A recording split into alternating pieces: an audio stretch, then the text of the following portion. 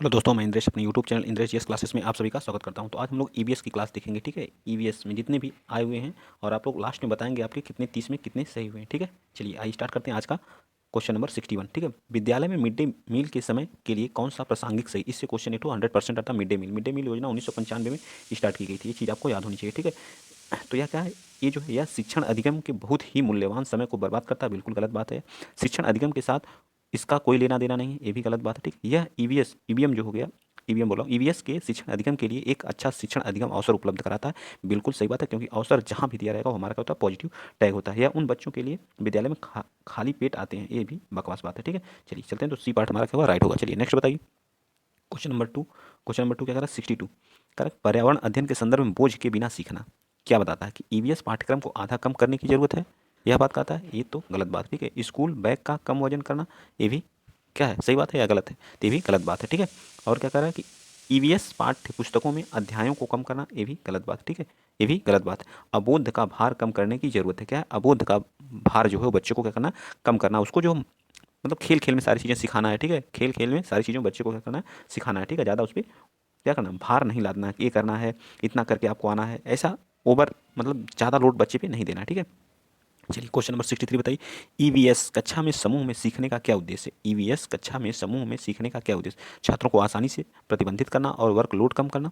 EVS जो कक्षा समूह में सीखने पर क्या होता है, वर्कलोड कम होगा। एक कम की बात तो बिल्कुल गलत बात है। लड़के और लड़कियों को अलग अलग सीख सकते हैं। ये क्या है, जेंडर रूढ़िवादिता से हमारा रिलेटेड, तो ये भी तो हमारा क्या हो जाएगा, गलत हो जाएगा। ठीक है, कम और उच्च प्रदर्शन करने वाले छात्रों को अलग करना और उपचारात्मक उपचारात्मक शिक्षण देना, ये भी गलत है। अलगाव मतलब अलग करना हमारा क्या है, एक निगेटिव टैग है। ठीक है, निगेटिव वर्ड। सहयोग के मूल्यों को लागू करने और एक साथ काम करने के लिए प्रत्येक बच्चे को सक्रिय सक्रिय जहाँ हमारा आता है एक्टिव, वो हमारा क्या होता है, पॉजिटिव टैग होता है। और यही हमारा क्या हो जाएगा, राइट आंसर हो जाएगा। ठीक है, चलिए नेक्स्ट बताइए। अगला क्वेश्चन क्वेश्चन आप बताएंगे 64। बाला बाला का पूरा नाम क्या होता है, बताइए। बाला का पूरा नाम क्या होता है 64 का बताइए आप, बताइए। 64 में बाला का पूरा नाम क्या होता है। ब्रेल सहायता प्राप्त अधिगम आकलन, या फिर जो मस्तिष्क सहायता प्राप्त अधिगम आइसीमेंट, या अधिगम सहायता के रूप में ब्रेल, या अधिगम सहायक के रूप में बिल्डिंग। बताइए क्या होता है 64।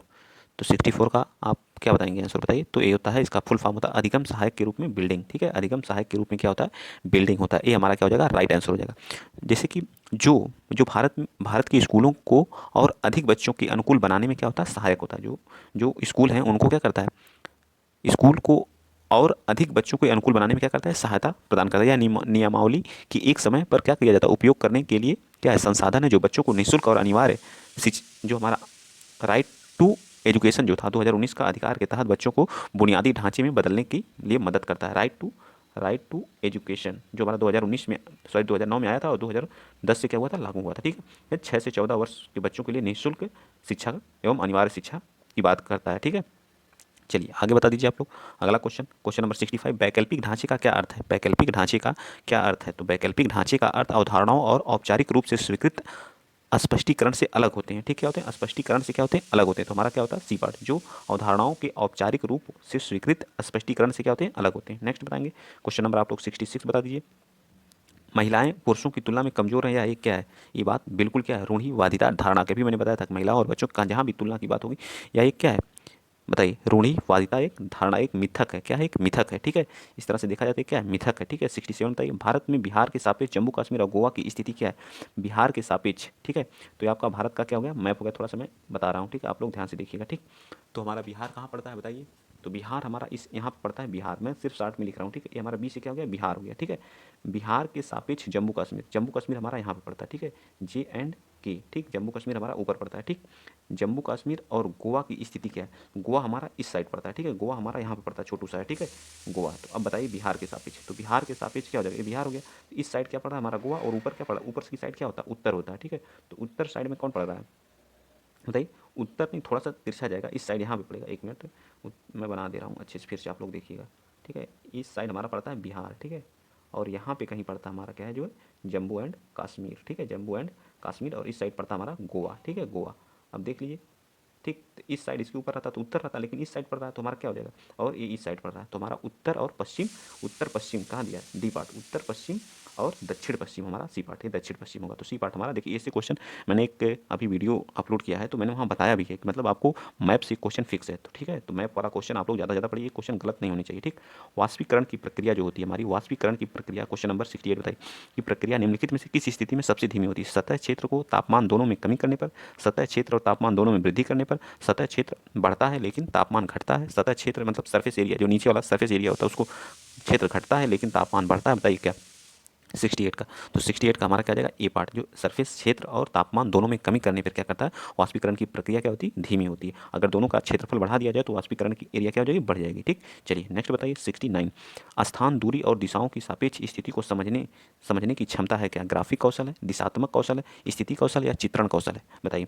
अगर आपको स्थान, दूरी और दिशा का ज्ञान मतलब सापेक्ष की स्थिति को समझना है तो आप क्या ग्राफिक कौशल सीखेंगे या फिर चित्रण कौशल, तो सबसे सटीक क्या है, चित्र के माध्यम से या मैप के माध्यम से आप सारी चीज़ें क्या सीख सकते हैं। ठीक है, जैसे हमारा इस साइड क्या होता है, नॉर्थ, साउथ और क्या हो गया, ईस्ट, वेस्ट। तो इस तरह से अभी आपको जो है हमारा पूछ दे जम्मू और कश्मीर कहाँ पड़ेगा, तो जम्मू कश्मीर हमारा कहाँ पड़ता है, दिल्ली के सापेक्ष जम्मू कश्मीर का तो उत्तर दिशा में पड़ता है। ठीक है, इस चीज़ को हम लोग सीख सकते हैं, कितनी डिस्टेंस पे और डिस्टेंस भी हमें वहाँ पता चल जाएगी। ठीक है, चलिए आगे चलते हैं, क्वेश्चन नंबर 70 बताइए आप लोग क्या कह रहा है, किस राष्ट्रीय पाठचर्या जो एनसीएफ हमारा 2005 है ने प्राइमरी स्तर पर जो एकीकृत पाठचर्या क्षेत्र के रूप में बढ़ाए जाने के लिए पर्यावरण अध्ययन की सिफारिश की है। तो आपको तो एनसीएफ 2005 मैंने तो आंसर वैसे ही बता दिया जो, ठीक है, तो हमारा क्या आ जाएगा बताइए, 70 का हमारा कौन सा सही होगा बताइए, तो 70 का हमारा ए पार्ट होगा, ये पार्ट नहीं, ये तो हमारा ए पार्ट होगा। ठीक है, बी पार्ट नहीं, एनसीएफ 2005 नहीं, इससे पहले जो हमारा प्रथम राष्ट्रीय पाठचर्या फ्रेमवर्क एनसीएफ 1975 में प्रकाशित किया गया था। इस राष्ट्रीय पाठचर्या ने क्या किया था, इस जो यह राष्ट्रीय पाठचर्या इसके प्राथमिक स्तर पर एकीकृत, ठीक, इंटीग्रेटेड पाठचर्या को क्या किया था, बढ़ाए जाने के लिए पर्यावरण अध्ययन में क्या की सिफारिश की गई थी। ठीक, याद रहेगा ना।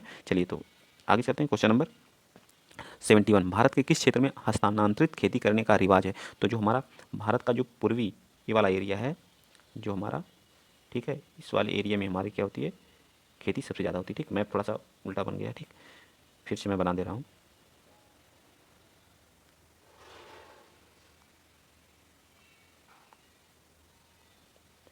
ठीक, थोड़ा सा मैप की ये जो है, ठीक,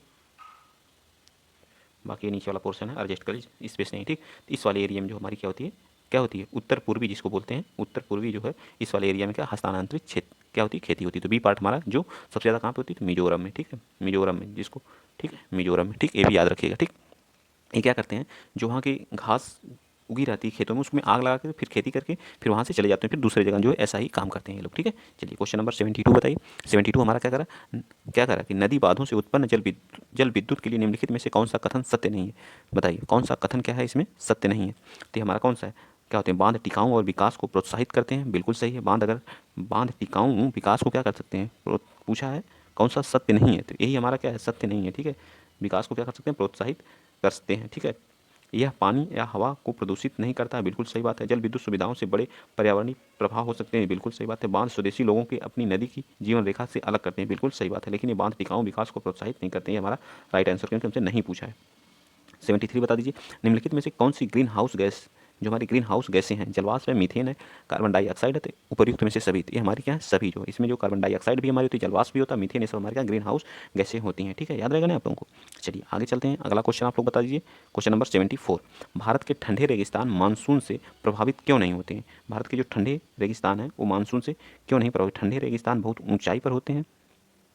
ठीक है, तो बिल्कुल सही बात है क्योंकि हमारा लद्दाख क्या है, ठंडा रेगिस्तान है। ठीक है, ठंडे रेगिस्तान में गर्म गर्मियाँ और बेहद ठंडी सर्दियाँ होती हैं, बिल्कुल सही बात है। ठीक है, तो बी भी हमारा सही है। ठीक, ठंडे रेगिस्तान हिमालय की वृष्टि छाया में होते हैं, क्या होते हैं, हिमालय की वृष्टि छाया में होते हैं, सी, तो क्या होगा बताइए, तो ये गलत बात है। ठीक है, तो यही हमारा क्या हो जाएगा, सही हो जाएगा। ठंडे रेगिस्तान में हवा बहुत पतली कम होती है। ठीक है, बिल्कुल सही बात है। ठीक, लेकिन हमारा ऑप्शन के हिसाब से जो होगा वो सी पार्ट होगा। नेक्स्ट बताएंगे क्वेश्चन नंबर 75, जो ताजमहल हमारे के पीले होने के निम्नलिखित में से कौन जिम्मेदार है, क्लोरीन है, sulphur di, nitrogen oxide, sulphur, बताइए क्या है। जो हमारी ताजमहल है जिसको किसने बनाया था, शाहजहां ने बनवाया था, अपनी बेगम मुमताज महल की याद में बनवाया था। ठीक है, सारी चीज़ें आपको याद होनी चाहिए। ताजमहल से क्यों पीला होने का सबसे प्रमुख कारण क्या है, तो सल्फर डाइऑक्साइड के कारण क्या होती है, जो हमारी H2SO4 जिसमें सल्फर मिला होता है प्लस HNO3 जो अम्लीय वर्षा होती है, इसके कारण हमारा क्या होता है, ये प्रभावित होता है। ठीक है, पीला रंग होने का। जो गोलकुंडा का किला है ये कहाँ पड़ता है, गोलकुंडा का किला, जो हमारा गोलकुंडा का किला कहाँ पड़ता है बताइए। गोलकुंडा का किला जो काकतीय राजवंश के द्वारा बनाया गया था, किसके, काकतीय राजवंश के द्वारा या क्या क्या था, निर्माण कराया गया था। ये चीज़ आपको याद होना चाहिए था, ठीक है। इस किले को जो उत्तरी छोर में मुगलों के आक्रमण से बचने के लिए बनाया गया था, ठीक है।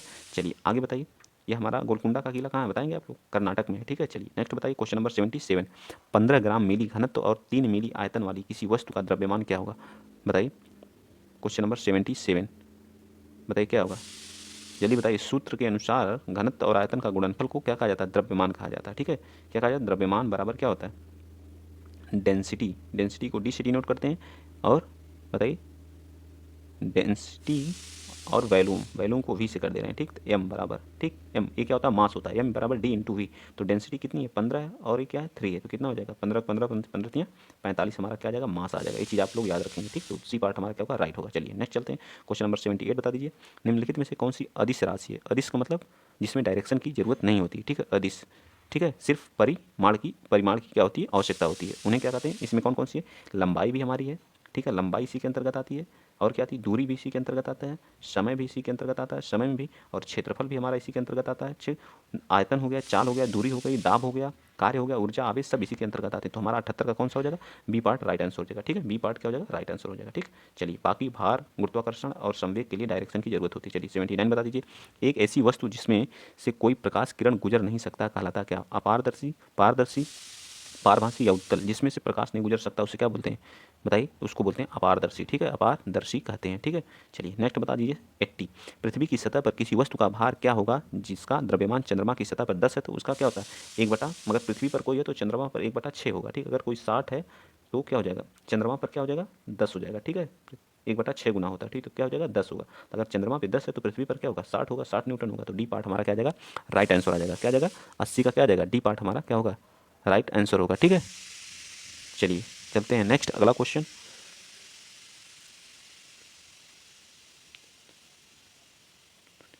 ठीक, चलिए आइए चलते हैं नेक्स्ट अगला क्वेश्चन। बताइए क्वेश्चन नंबर आप लोग क्या बताएंगे, 81। एक विलेय का विघटन दर पर निर्भर करता है, किस पर निर्भर करता है, 81 का बताइए। 81 का हमारा क्या आ जाएगा, सतह के क्षेत्र पर उसका जो विघटन दर है, किस पे, सरफेस एरिया पे क्या करेगा, सरफेस एरिया पे क्या करेगा, डिपेंड करेगा। चलिए सुषमा चाहती है कि उसके छात्रों को पेड़ों के संरक्षण के लिए संवेदनशील बनाया जाए। निम्नलिखित में से ऐसा सबसे उपयुक्त, बच्चों को एक पौधे को अपनाने और पोषित करने में मदद करना, कक्षा में बहस आयोजित करना, सामूहिक चर्चा या पोस्टर, क्या इसमें से सबसे सटीक आंसर होगा, 82 का। तो सबसे सटीक आंसर क्या हो जाएगा, ए पार्ट, ठीक है। तब उनको उस चीज़ के बारे में क्या होगा, नॉलेज होगा, और उनको क्या क्या हमारे जीवन में क्या, उन सब चीज़ों के बारे में उनसे बताना। पेड़ हमसे क्या मिलता है, ऑक्सीजन मिलता है, और आप लगाएंगे तो इससे जीवन, कई लोगों का जीवन बच सकता है। ये सारी चीज़ें आप उनके बारे में बताइए, बच्चा उस चीज़ के बारे में उनकी मदद करिए, सबसे मोस्ट इंपॉर्टेंट। अभय, क्वेश्चन नंबर 83 बताइए। अभय ने अपने छात्रों से उन बीमारियों पर समूहों में एक सर्वेक्षण करने के लिए कहा जिनसे उनके पड़ोस के लोग पीड़ित थे। पाठ्य पुस्तक में सर्वेक्षण का उल्लेख नहीं किया गया। इन शिक्षण अधिगम की रणनीति के लिए कौन सा विकल्प प्रासंगिक है, बताइए। तो कौन सा, 83 का। तो ये जो हमारा आ जाएगा, ए पार्ट है। समुदाय को उन बीमारियों को समझने में मदद मिली जिनसे वे क्या थे, पीड़ित थे, ठीक। बाकी अवसर ये सब हमारे क्या है, रॉन्ग है, ठीक है। नहीं की बात किया है, क्योंकि यहाँ कौन सा नहीं गलत है, ठीक है। और अवसर देना ये तो बिल्कुल सही बात है, सीखना ये सब हमारे सही है, लेकिन हमसे नहीं पूछा तो ये हमारा क्या गलत बात है, ठीक है। तो ये हमारा क्या हो जाएगा, राइट हो जाएगा। चलिए आगे बताइए। थोड़ा लंबे लंबे क्वेश्चन है, इनको पढ़ना पड़ेगा, उसके बाद आंसर देना पड़ेगा, इतने बड़े बड़े क्वेश्चन भी आते हैं। आपातकालीन, क्वेश्चन नंबर 84, आपातकालीन परिस्थितियों के बारे में बात करने के लिए प्रिया ने बच्चों के अनुभव पूछे। जब उन्हें कभी आपात स्थिति का सामना करना पड़ता है तो बच्चों ने आग, बिजली के झटके और सड़क दुर्घटना के साथ अपने अनुभव सुनाए। उन्होंने प्रश्न पूछे कि उनकी मौजूदा समय का आकलन किया और समाचार पत्रों से सड़क सुरक्षा विज्ञापनों जैसे संसाधनों के उपयोग करके सुरक्षा विज्ञापन जैसे संसाधन उपयोग करके पहलुओं पर चर्चा की, और क्रमशः आग और बिजली के झटके पर सुरक्षा दिशा निर्देश पर चर्चा के लिए एलपीजी और इलेक्ट्रिक बिल का इस्तेमाल किया। प्रिया द्वारा अपनाया गया सबसे उपयुक्त दृष्टिकोण कौन सा, मानवतावादी दृष्टिकोण, संज्ञानात्मक, अनुभवात्मक दृष्टिकोण या अन्वेषण दृष्टिकोण, बताइए कौन सा।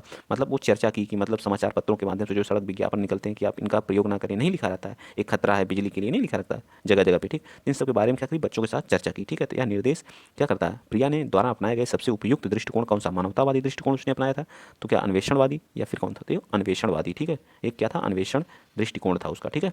चलिए आगे चलते हैं। क्वेश्चन नंबर 85 बताइए। 85 क्या कह रहा है, समुदाय समुदाय एक महत्वपूर्ण शिक्षण और अधिगम साधन है, क्योंकि क्योंकि कोई भी समुदाय में उपलब्ध समस्त ज्ञान को बिना समायोजन स्वीकार कर सकता, गलत बात है, ठीक है। यह सस्ता और सुलभ है, गलत बात है। बुजुर्ग लोग बुद्धिमान और उनके पास समय है, ये भी गलत बात है। यह वास्तविक परिस्थिति में सीखने का अवसर प्रदान करता है, बिल्कुल राइट। अवसर जहाँ भी रहेगा, कितनी बार में बताएंगे पॉजिटिव टैग होता है, अगर पूछा हाँ तो हमेशा सही होगा, यहाँ कहीं नहीं लिख देता तो ये गलत होता, ठीक। चलिए 86 बताइए। ईबीएस शिक्षण अधिगम में कक्षा में प्राप्त अधिगम को विद्यालय के बाहर के जीवन से जोड़ने और इसे समृद्ध करने का तात्पर्य है पाठचर्या से बाहर करना। क्या होगा, पाठचर्या से बाहर करना, पाठचर्या से बाहर करना या पाठ्यपुस्तक से बाहर, वैश्विक पर्यावरण मुद्दों और चिंताओं को पाठ्यपुस्तक में लिंक करना, पूर्ण विद्यालय दृष्टिकोण। तो इसका क्या हो जाएगा, 86 का बी पार्ट होगा, पाठ्यपुस्तक से बाहर जाना। ठीक है, पाठ्यपुस्तक से बाहर जाना सबसे राइट आंसर है।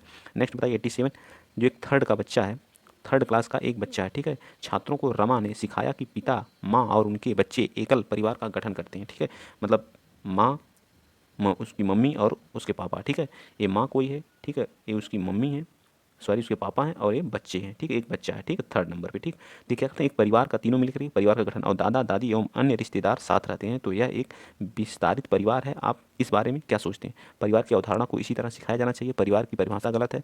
रमा अपने छात्रों के प्रति असंवेदनशील है। असंवेदनशील की तो बातें बिल्कुल गलत है। शिक्षण अधिगम दृष्टिकोण समावेशी नहीं है। तो कौन सा 87 का क्या हो जाएगा, कौन सा राइट? तो यही है, शिक्षण अधिगम जो दृष्टिकोण समावेशी नहीं, क्योंकि उसके मम्मी पापा और उसको एक परिवार बता दिया, दादा दादी एवं अन्य रिश्तेदार साथ रहते हैं, इसको अलग बता दिया। तो क्या है, समावेशन नहीं यहाँ हो रहा है, एक अलगाव की बात कर रहा है। ठीक है, तो हमारा दृष्टिकोण क्या होगा, शिक्षण अधिगम दृष्टिकोण क्या है, समावेशी नहीं है। ठीक है, चलिए आगे चलते हैं। नेक्स्ट अगला क्वेश्चन, क्वेश्चन नंबर 88 बताइए। 88 क्या कर रहा है कि निम्नलिखित में से कौन सा ईवीएस कक्षा में गतिविधि या गतिविधियाँ हैं? बताइए, श्यामपट्ट का उपयोग या चित्र पढ़ना, फील्ड भ्रमण, कौन सी है बताइए? कौन सा ईवीएस कक्षा में गतिविधि है बताइए 88 का? तो हमारा डी, ये सभी हैं। ठीक है, ये सभी हैं। बाहर फील्ड में बच्चे को सिखाइए, श्यामपट्ट पर भी उसको लिख लिख के बताइए कि ईवीएस के बारे में, जो चित्र के माध्यम से भी आप ईवीएस के बारे में बच्चे को समझा सकते हैं। ठीक है, पेड़ पौधे के बारे में, ये सब हमारे का इन्वायरमेंट के बारे में ही तो आते हैं। पर्यावरण अध्ययन पाठ्यक्रम बच्चों की समग्र शिक्षा का कारण बन जाता है। विषयगत, एकीकृत, समावेशी या क्या है, उपयुक्त सभी। बताइए, ये भी हमारा क्या होगा, डी, ये सभी हैं। ठीक है, अगला आप बता दीजिए, आज का लास्ट क्वेश्चन आप बताएंगे। बताइए 90 क्या कह रहा है कि ईवीएस एक पाठ्य पुस्तक में सफ़ेरों का एक अध्याय है। इसका उद्देश्य बच्चों की जागरूक करना और संवेदनशील बनाना है। तो क्या है, एक पशुपालन आजीविका का अच्छा स्रोत है कि यह एक अवैध कार्य है सफ़ेरों के लिए, क्योंकि बच्चे इन दिनों अक्सर उन्हें नहीं देखते हैं कि सफ़ेरे सांपों को नुकसान नहीं पहुंचाएगा, और उन्हें अपनी आजीविका से वंचित करने से पहले विकल्पों को प्रदान करने की आवश्यकता है। बताइए, तो क्या हो जाएगा, इसका भी डी पार्ट होगा। ठीक है, डी पार्ट बिल्कुल राइट हो जाएगा। अगर वीडियो आप लोगों को अच्छा लगा है तो वीडियो को आप लोग शेयर करिए, चैनल को सब्सक्राइब करिए। ठीक, सुबह आपकी सीडीपी की हुई है, आपको एक स्ट्रेटजी भी बताई गई, उसको भी आप लोग देख लीजिए कैसे कैसे हमको तैयारी करना है। ठीक, तो आज शाम को 4 बजे तो यही क्लास आपको देखने को हिंदी की देखते हैं, अपलोड करेंगे रात में। ठीक है, तो आज के लिए इतना ही। अगर वीडियो अच्छा लगा तो प्लीज़ शेयर करिए, चैनल को सब्सक्राइब करिए। जय हिंद, जय भारत।